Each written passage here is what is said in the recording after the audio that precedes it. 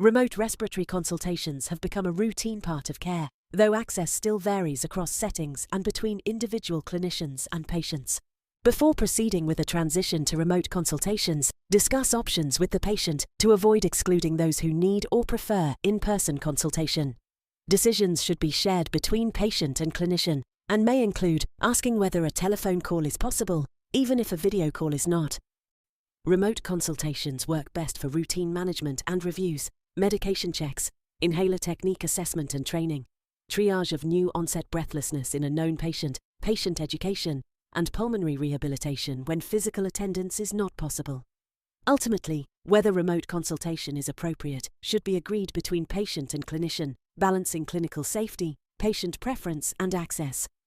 Face-to-face remains essential for patients with complex or unstable needs, sensory or communications problems, low digital literacy, no internet access, lack of privacy, or when confidence or trust in remote care is low. Remote consultations can be preferable when patients actively choose them, are comfortable with technology, face travel, mobility, or financial barriers, or when face-to-face puts them at infection risk.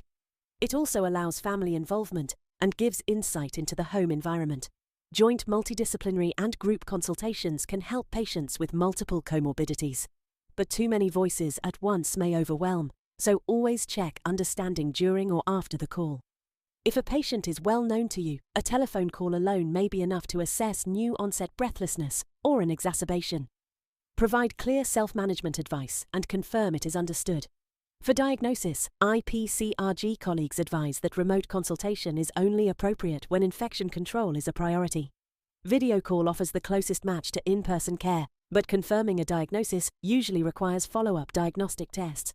With asthma, expect multiple consultations before confirming the diagnosis. Reassure patients that if you suspect a diagnosis, further review will be necessary. When delivering a remote consultation, follow a structured approach. Prepare in advance, set up the consultation, engage in social and clinical talk, check understanding, agree to an action plan, close the consultation, and tidy up afterwards with written instructions and links. Peak flow results, diaries, and validated questionnaires can be completed by patients in advance of the consultation. Remind patients to have these results available during the remote consultation.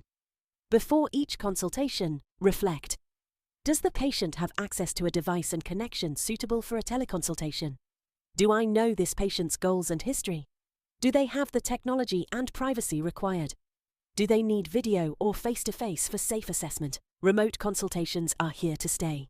Final choices should balance clinical safety, patient preference, access, and equity.